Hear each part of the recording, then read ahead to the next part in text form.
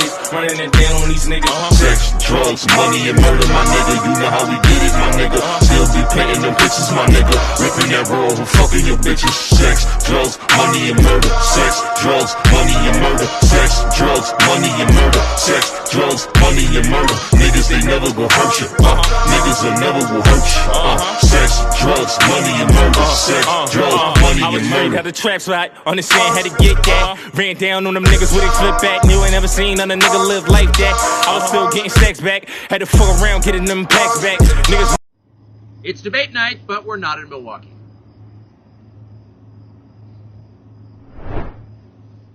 Mr. President, thanks for joining us. Thank you. Why aren't you at the Fox News debate tonight in Milwaukee? Well, you know, a lot of people have been asking me that, and many people said you shouldn't do them, but you see the polls have come out, and I'm leading by 50 and 60 points. And, you know, some of them are at 1 and 0 and 2. And I'm saying, do I sit there for an hour or 2 hours, whatever it's going to be, and get harassed by people that shouldn't even be running for president? Should I be doing that? And a network that isn't particularly friendly to me, frankly. You know, they were backing Ron DeSanctimonious like crazy, and now they've given up on him. I mean, it's a lost cause. It reminded me very much of 2016. You know, in 2016, I went through the same stuff and had to fight them all the way, and then they became very friendly after I won, or just about when I was winning.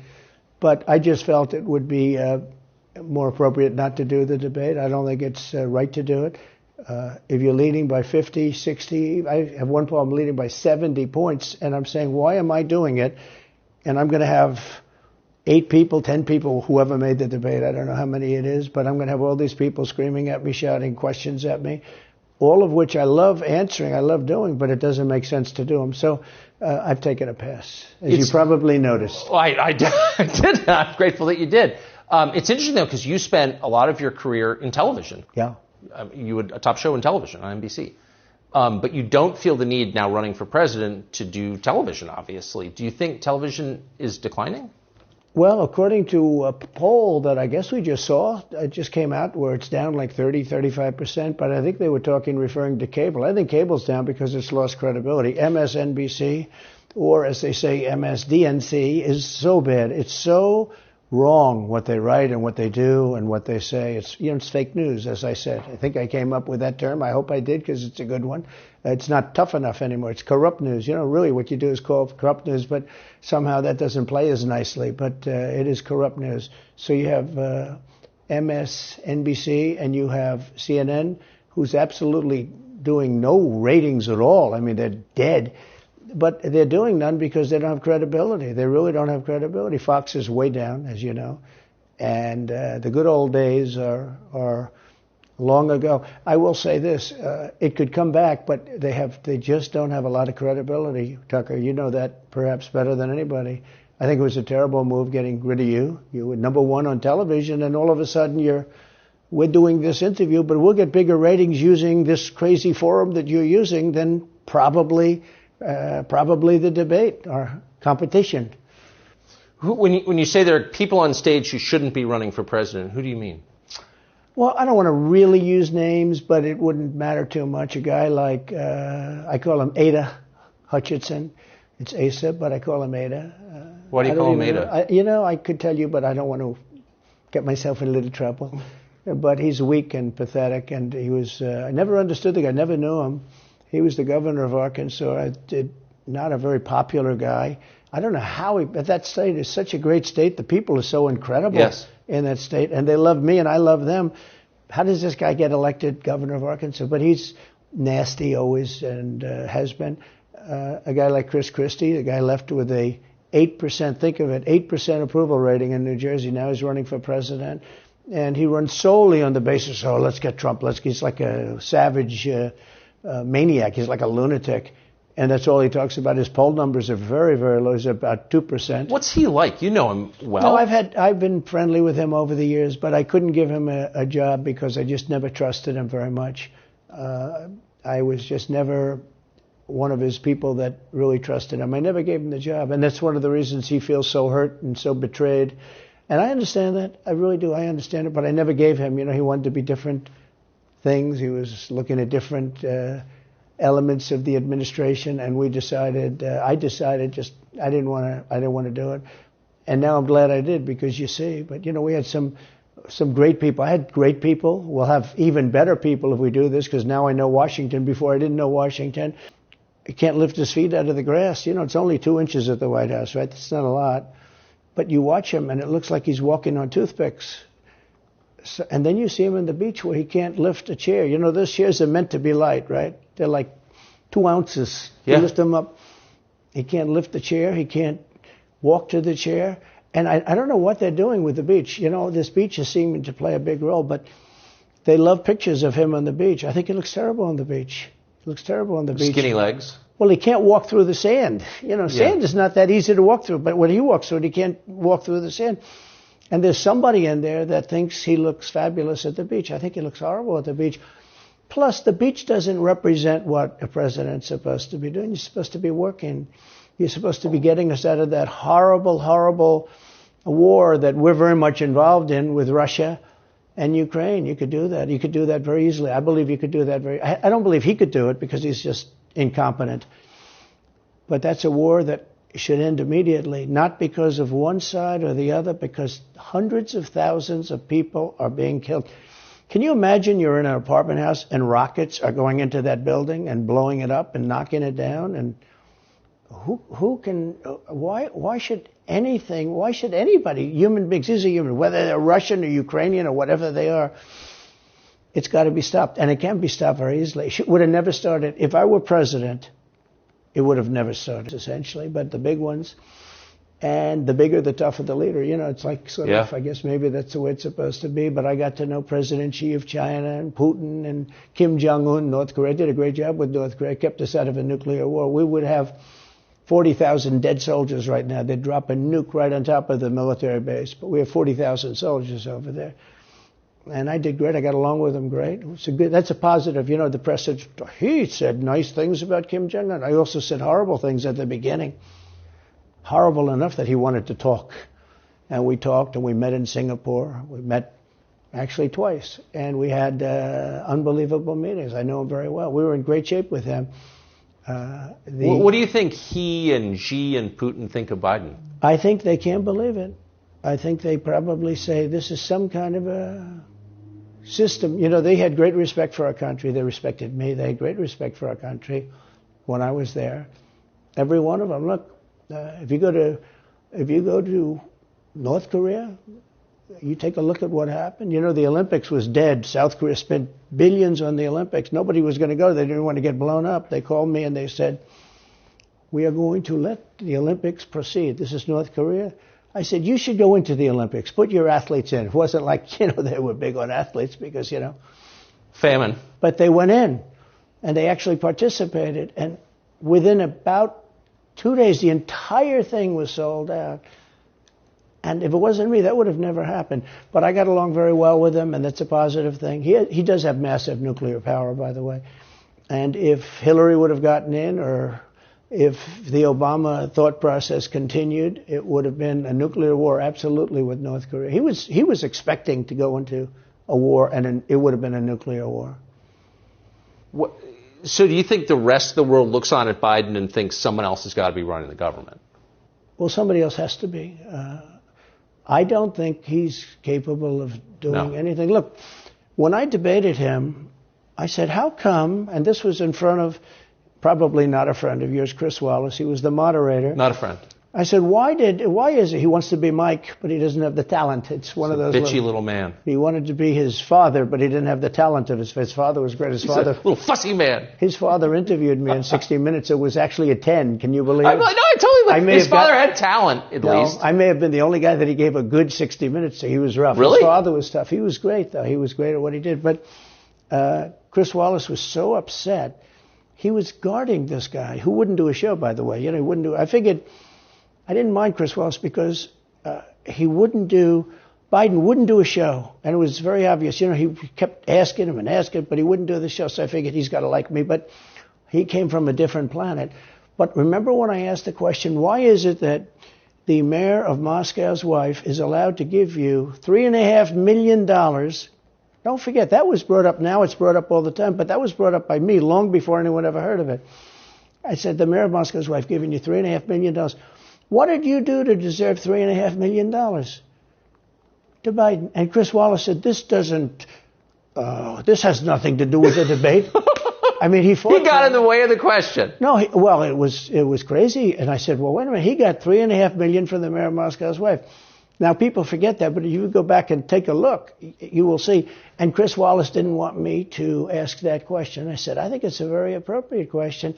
It turned out to be much more appropriate than that you would have a runway that's Why is for China testing. allowed to conduct imperialism in our hemisphere? Well, yeah, and it's far beyond Cuba. It's all over South America. Yeah, in the Caribbean. So we built a thing called the Panama Canal. We lost 35,000 people to the mosquito, malaria. Yeah. We lost 35,000 people We lost 35,000 people because of the mosquito.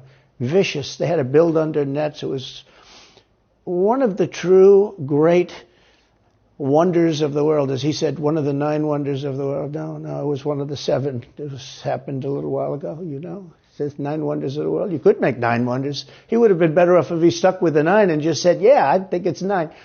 But this is one of the true 7 wonders of the world. And you take a look at the Panama Canal. It was such an incredible engineering marvel. We sold it under Jimmy Carter. We sold it to Panama for $1. The following day, they quadrupled the amount of money that ships had to pay to get across. They didn't lose one ship. And now they've made it much bigger, and now they've widened it. They've doubled it, right? They've more than doubled it. And it's one of the most profitable things. Any time it's just incredible, right? We gave it away for $1.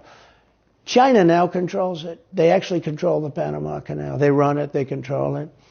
And we shouldn't let that happen. And we can't let China be in Cuba.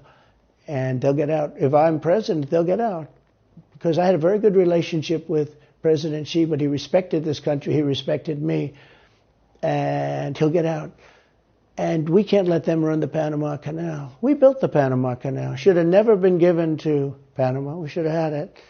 But we gave it for $1. Think of it. They quadrupled. In one day, they lifted the fees, which are, pretty big for these massive ships to go through, right? Rather than going around the Cape and through all the tremendous storms, such beauty, it's beautiful stuff. But you didn't want to get caught in those storms. Those were storms that wiped out the biggest ships. And we go through the Panama Canal. We built it. And we gave it away for $1. Think of that. How stupid are we? We have done the stupidest things in this country. And now we have a president that can't put 2 sentences together, can't speak, can't walk, can't talk. I don't think he gets to the starting gate, but these people do miracles. I mean, he ran out of his basement, and you got away with that one because of COVID, so he sort of got away with it. They cheat. Anytime you have mail-in ballots, you're going to have massive cheating on your elections. Anytime, not just the presidential election. Anytime you have... Isn't that the whole point of them? Yeah. So you can cheat? Yeah, sure. It's their whole point. That's their whole point. They want to cheat, yeah. They have to cheat because their policies are so bad that if they didn't cheat, they couldn't get elected. Who wants open borders? Who wants high taxes? Who wants high interest rates? Yeah, you could say that. They do things that are not very... So how do I started, when I looked at the 51 intelligence agents saying that was the laptop from hell was Russia disinformation, when I took a look at that, I said, that's a horrible thing. They knew it wasn't. They knew it was not. And by the way, you're talking about cheating on the election? McLaughlin and Fabrizio, great pollsters, they said a thing like that plus other things meant anywhere from 10 to 17% of the vote would change. Whatever happened to Mike Pence? You've always been nice to Pence. I've never heard you criticize Pence. You've defended him in public many, many times. He's out there attacking you. What is that? So Mike wants to run for president. You got to understand, in my opinion, Mike Pence had the absolute right to send the votes back to the legislatures. The Democrats and everybody said, you don't have the right. In other words, what I said, is he a human conveyor belt? You mean if he finds fraud in Pennsylvania, in Georgia, in any of these states, Arizona, he has to send them to Mitch McConnell, right? That's right, sir. Well, if he finds fraud, he has to? Yes, sir. I said, so he's a conveyor belt. Boom, put him in. I said, I don't agree with that. And we had some lawyers, not all, We had some lawyers that said, no, you do have the right to send them back to the legislatures to be rechecked. Because if you looked at what went on in Wisconsin, who, by the way, now agree with me, Wisconsin has been virtually, other than the fact they're not allowed to do anything statutorily, but Wisconsin has been, I mean, what they found is incredible. I mean, we won Wisconsin. But Mike Pence had the right, in my opinion, to send him back. Do you ever talk to him now? No, I haven't spoken to him in a long time. I was very disappointed in him. I didn't want to do what Thomas Jefferson did. Thomas Jefferson, it was Georgia. And it was, hear ye, hear ye, the great state of Georgia is not capable or allowed to tabulate their votes. And Thomas Jefferson, who was the vice president, said, is Georgia sure that they cannot tabulate their votes? Georgia is sure. He didn't send them back and have them redo it. He said, we will keep the votes of the great state of Georgia for Thomas Jefferson and his president. I didn't ask him for that. Could have done that too, but I didn't. I thought that would be turmoil.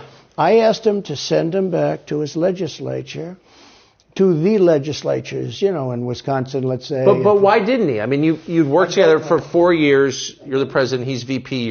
You say you're aligned on everything. I think he got very bad advice. I really do. Now, let me tell you what happened. I sat there with a few people.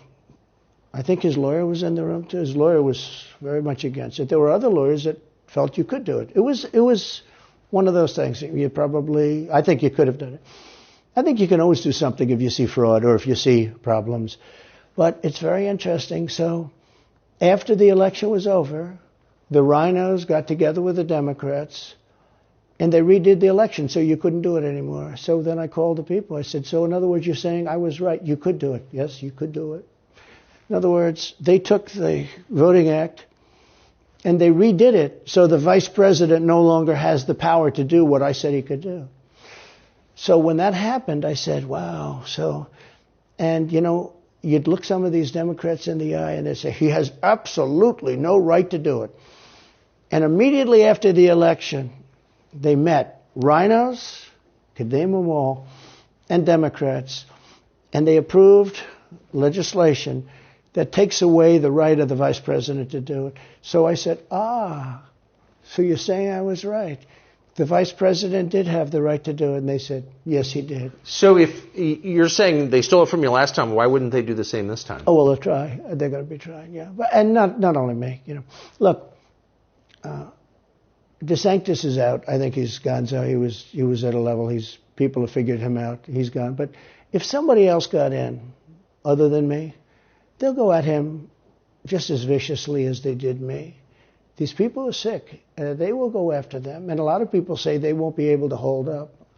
I do get credit for holding up quite well, I must tell you. I think it's... How do you do that? How do you get indicted, every week and stay cheerful? I think it's a lot easier because I'm so high in the polls, because it means the people get it. The people see it's a fraud. The people see it. Like this horrible district attorney from just a little while ago, from essentially Atlanta, it's Fulton County. She said, basically, I don't have any right to challenge an election. Well, what about Stacey Abrams? What about Hillary Clinton? What about all of these Democrats that are still challenging my election? The same people that are saying he's challenging an election challenged my election. And they did it with slates. They did it with all sorts of things. They were very bad about it. But basically, they're suing me, and they're saying, you don't have any right to challenge it. If you challenge an election, we're going to indict you and put you in jail. So what they're doing is they've weaponized, and don't kid yourself, the DOJ and Biden and the whole group, they're watching all of this stuff. They love the local stuff. The DA in Manhattan. Not only that, they put one of the DOJ top people into the Manhattan DA's office to run things. They don't even have a case against me. It's not even a case. Everyone says, even the Democrats say, you can't bring these cases. You have no case. The Attorney General or the District Attorney, Fannie Willis, in Atlanta, she's getting killed. Basically, she's saying Trump doesn't have the right to criticize an election. But you've been around long enough now. You've seen many elections criticized. I mean, Hillary Clinton goes crazy. Every time she talks, she says, he's not the president. Jimmy Carter said, he's not the president. Well, I am the president. Hillary Clinton called me, by the way, at 3:02 in the morning to congratulate me the night of the election. Did her voice crack? Well, her voice was it's very different, I will say. I won't get into that. But What do you mean? her voice was very different. Don't forget, they were all celebrating at 5 o'clock in the afternoon. And I came home and I said, I think we won. I felt we won because the rallies are so big. We'd go to Wisconsin and we'd go to Georgia. We'd go to different states. In Michigan, we'd have rallies. In Pennsylvania, we had 58,000 people in Butler. And I said, how are we losing this? How do you have a rally where you have from 50 to 100,000 people, many of them? I did 7 a day for a couple of days. That's a lot. These are big rallies, too. And I didn't hold back. I didn't say, let's make them let's do abbreviations, right? But they challenged the stuff. Yeah. Hillary called me up and conceded. Now, the word is that Obama said you have to do that. But she called up and totally conceded. But now, every time you see her on television, she's saying, she's challenging the election. Do you think... So that would mean that she should be indicted, but that would mean also that Stacey Abrams in Georgia should be indicted because she still thinks she won the election for governor. She still thinks that. She's never recanted. And do you think Stacey Abrams will be indicted for that? No, of course not. She won't be. The Democrats don't get indicted for things like that. They don't get impeached. No, it's a different thing. With that being said, yes, I had great support when they did impeachment hoax number 1 and impeachment hoax number 2. Jim Jordan, the House was fantastic. And actually the Senate was very good for me, other than, Mitch McConnell. I think it's too bad I endorsed him. He was begging. He was going to lose that race, and I endorsed him, and he ended up winning the race because of my endorsement. He was down. He was going to lose to Amy McGrath. She was $90 million in cash, all set to go. She was leading by 3. He was going down. I did him a favor, and then 3-4 months later, he really wanted to impeach me. He's a bad guy. But if you look at what's going on politically, it's so interesting. The level of loyalty is different in politics than it is in normal life, I will say. With that being said, I've had great loyalty also. But the House was fantastic. The Senate was very good. They overrode Mitch McConnell. Mitch McConnell, in my opinion, was trying to get senators to impeach me, especially for the second one. And on the first one, he acted very, very slow. He should have gone much faster.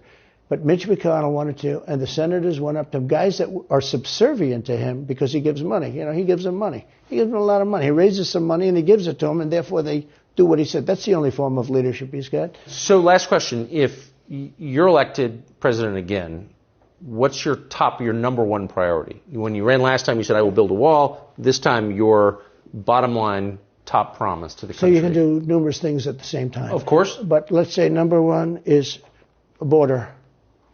And taking hundreds of thousands of criminals that have been allowed into our country and getting them out and bringing them back to their country, Guatemala. By the way, not only the 4 countries that we think of as neighbors, all over the world. Last month, we had 149 countries represented. Think of it. We had 149 countries represented, Tucker, from places that many people never even heard of, coming into our country. And they're coming in from mental institutions, and they're coming in from prisons. They're emptying out their prisons all over South America.